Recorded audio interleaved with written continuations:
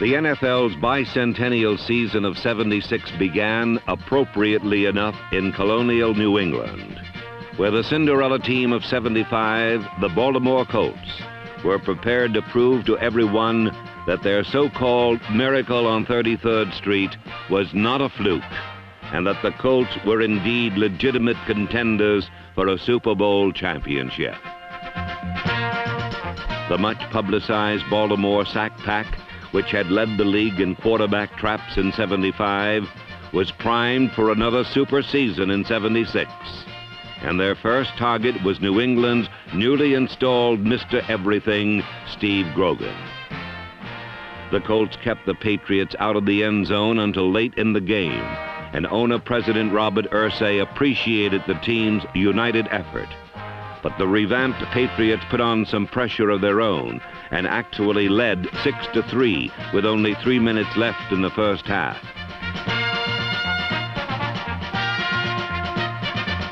Then quarterback Burt Jones hit Glenn Dowdy for 2 touchdowns in 41 seconds to break the game open.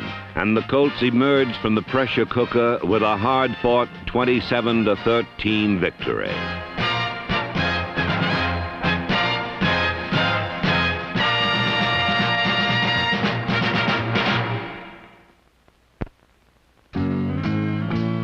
In the second week, the home opener brought Baltimore fans their first close-up look at a receiver named Roger Carr, who had caught 44 passes during his 2 previous seasons, but who had scored only twice. But then, in one glittering afternoon against the Cincinnati Bengals, Carr caught 6 more passes, good for 198 yards and 3 touchdowns.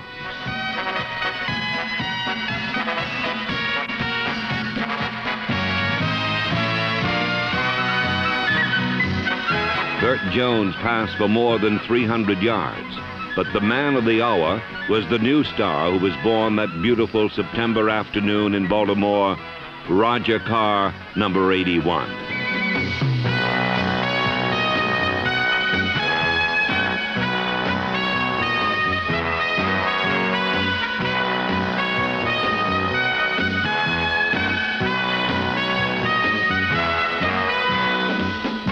Baltimore outscored Cincinnati 28-27.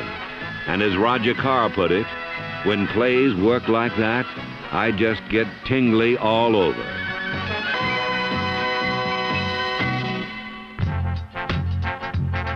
The following week in Dallas, Burt Jones and the Colts tingled in pain as a national TV audience witnessed Roger Staubach's best day as a pro.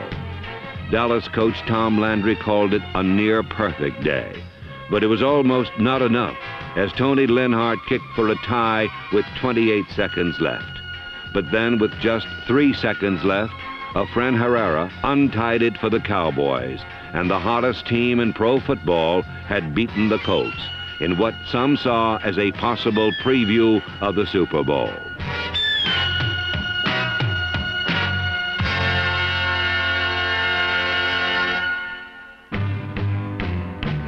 Burt Jones and the Colts came back home and got well immediately against the Tampa Bay Buccaneers as they scored on their first 7 possessions of the game.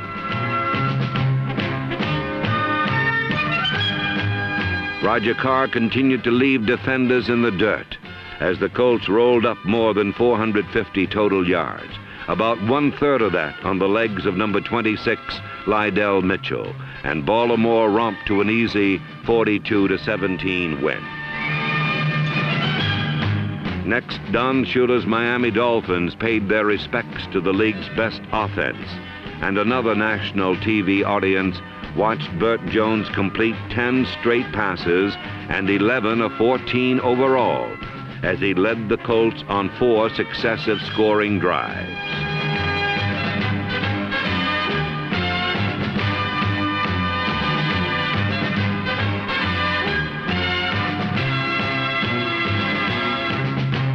In the second half, with a 28-14 lead, the Colts turned loose the pass rush against Earl Morrall and the Dolphins and preserved their 3rd consecutive victory over Miami.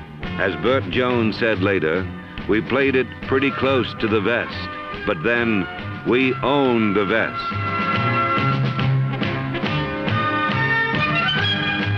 The next week in Buffalo, the league's hottest passer continued to burn the opposition. The Colts again rolled up more than 400 yards and knocked off their former nemesis, the Buffalo Bills, 31-13.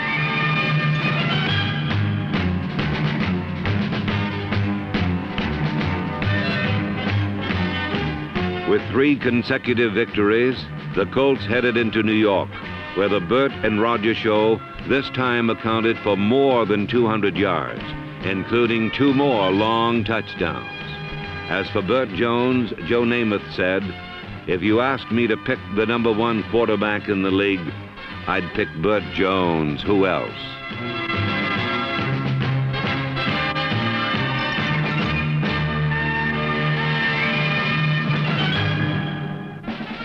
At mid-season, the Colts were alone in first with a 6-1 record and ready for a Monday night encounter with Dan Pastorini and the Houston Oilers.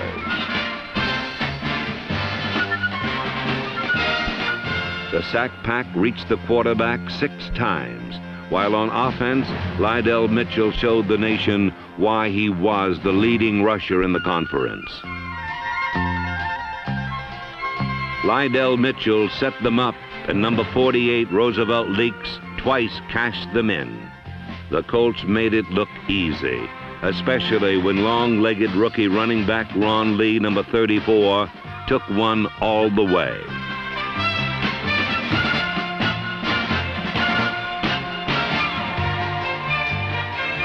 The Colts impressed everyone as they easily downed the Oilers 38-14.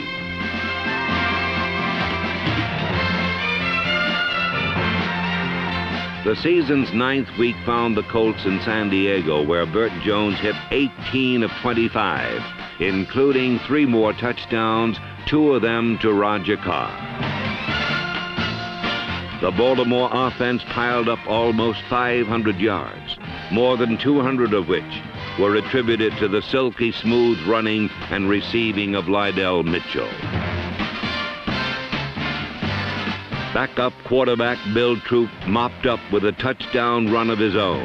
And after 9 games, the Colts were 8-1 with a comfortable 2-game lead in the AFC East.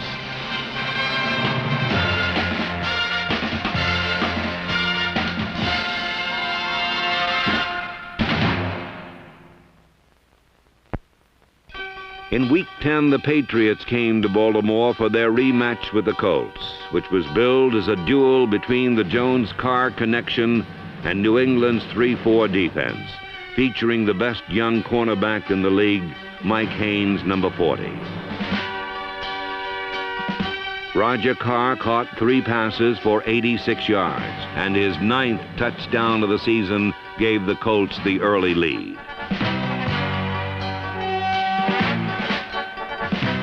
But then things started to turn in New England's favor. A second Carr touchdown was correctly ruled out of bounds. And then the Patriots decided it was time to put some pressure on the game's best passing combination. The result was that cornerback Mike Haynes came out looking as though he should be voted Rookie of the Year, which of course he eventually was.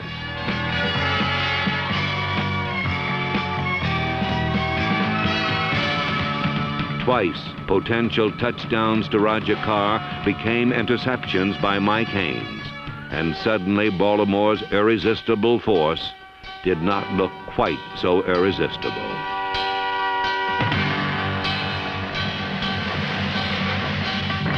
The Patriots won 21-14, and the Colts' 6-game win streak had finally ended. It was now time to play what Coach Ted Marchibroda calls Colt football. We win on offense, on defense, on special teams, with whatever it takes to win. And the following Monday night, the special teams made the difference in Miami.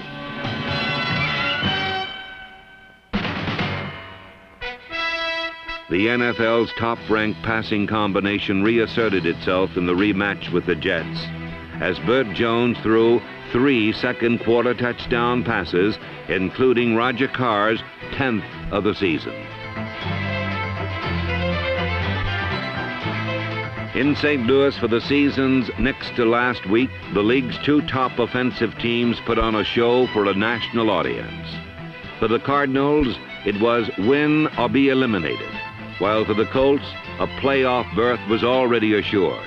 But that didn't dampen the desire of men like tight end Raymond Chester.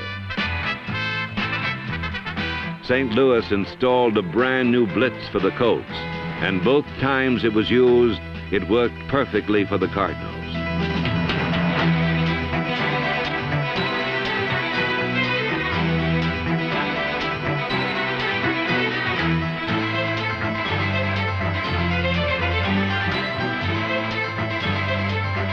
The red-dogging Cardinals desperately forced and recovered 4 fumbles, and those 4 fumbles made the difference in an otherwise even contest.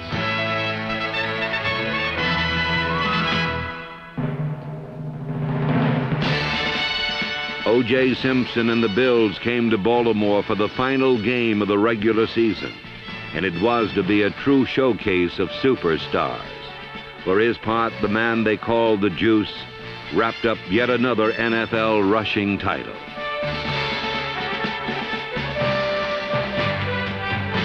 As spectacular as O.J. was, this was to be a day of Colt football. Burt Jones threw 3 more touchdowns, including the 11th of the season for Roger Carr, who also became the first Colt receiver since Raymond Berry to surpass 1,000 yards for a season. And Burt Jones, of course, became the first Colt quarterback since John Unitas to lead the league in passing yardage. For Coach Ted Marchibroda, it was an almost perfect afternoon, as even the defense was putting points on the board for the NFL's highest-scoring team.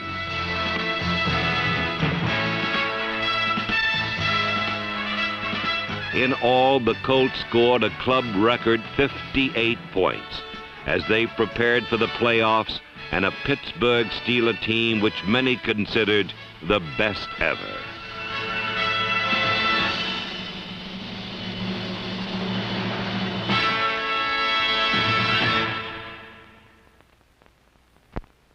Who's going to win? It's the immovable object and the irresistible force situation. Again, the best offense against the best defense. We have been, I guess, spoon-fed by a lot of coaches in the past few years that the team with the best defense is going to win. Do you feel that way?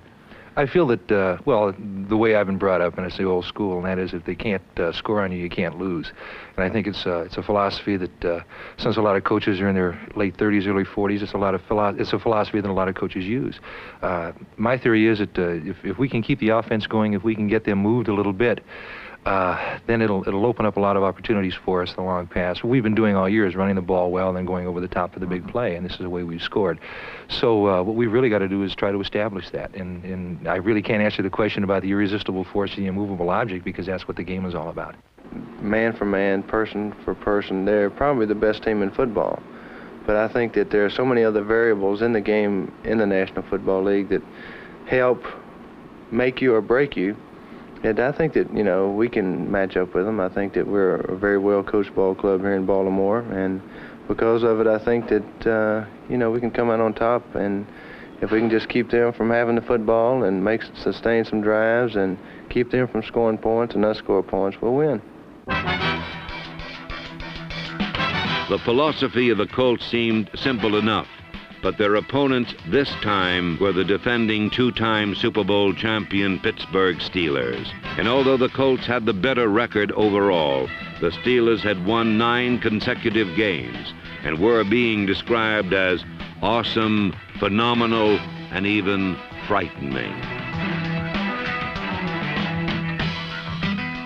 Roger Carr became the first player all year to score a first-period touchdown against Pittsburgh.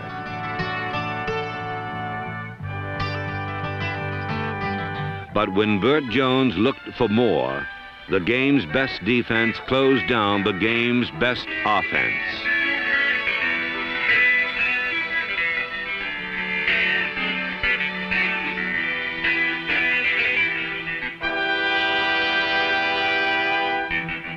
Steeler quarterback Terry Bradshaw took over the role of Burt Jones and bombed away at the Colt deep defenses.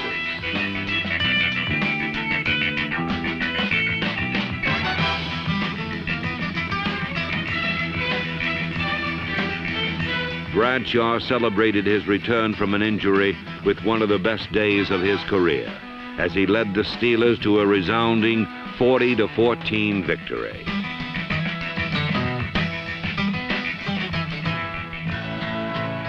For the Baltimore faithful, the Steelers' crushing triumph meant a depressing conclusion for a season of tremendous accomplishment.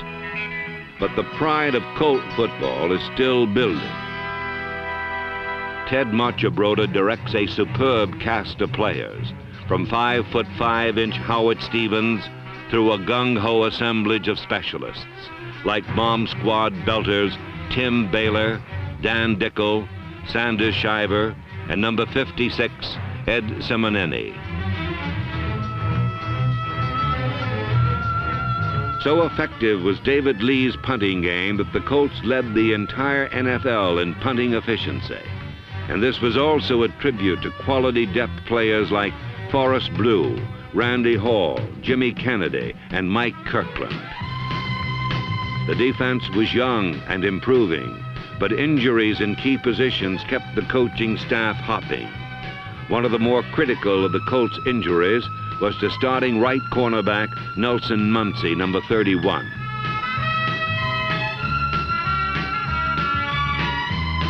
Fortunately for the Colts, fourth-year cornerback Ray Oldham, number 25, was ready to step in as a starter. And as always, Oldham's enthusiasm was infectious. At the other corner was the steady 8-year veteran Lloyd Mumford, number 42. At free safety was number 20, Jackie Wallace, who led the team in interceptions with 5, and was also credited with 74 unassisted tackles. At strong safety was Bruce Laird, number 40, a man whose ability to stick people helped create turnovers for the ball hawks of the Colt defense.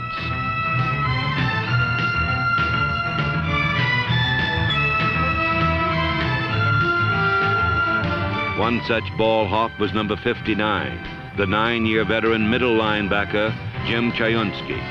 At outside linebacker, Tom McLeod missed the entire season due to injury and was replaced by number 58, second-year man Gerald Luce. Number 53, Stan White, led the Colts in solo tackles with 106 and also caused 4 fumbles and recovered 3.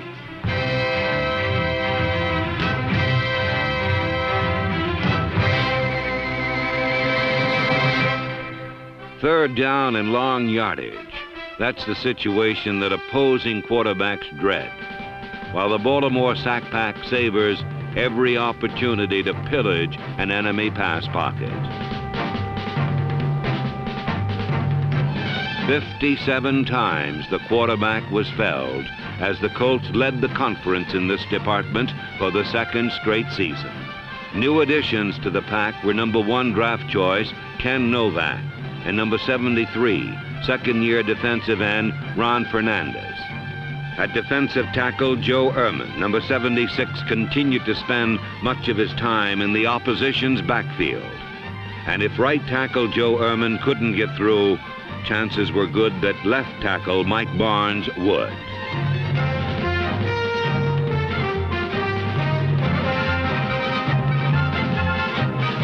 From the left end position, number 72, Fred Cook, did his share of damage.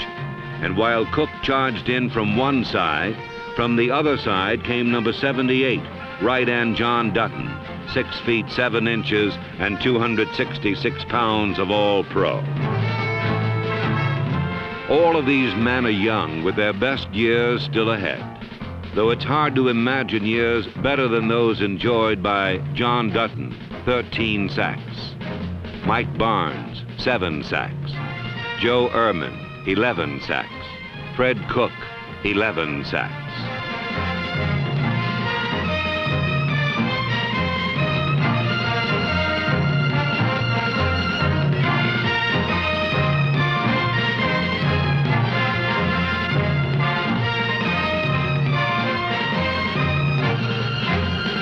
With men like these, Vice President and General Manager Dick Szymanski and head coach Ted Marchibroda have the solid foundations upon which to build Colt championships of the future.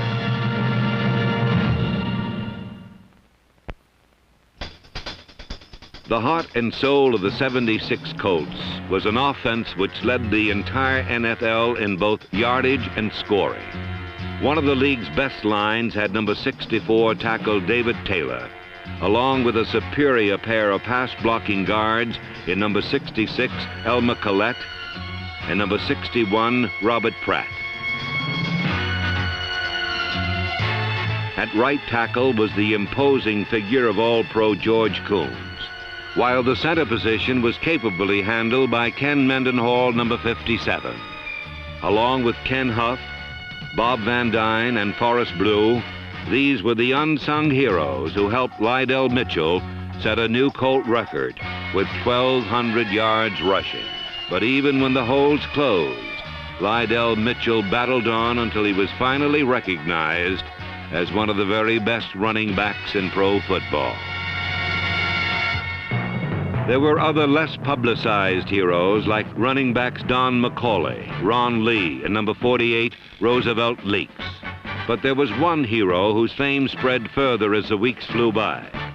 Player of the Year Burt Jones threw for 24 touchdowns and was the league's only 3,000-yard passer.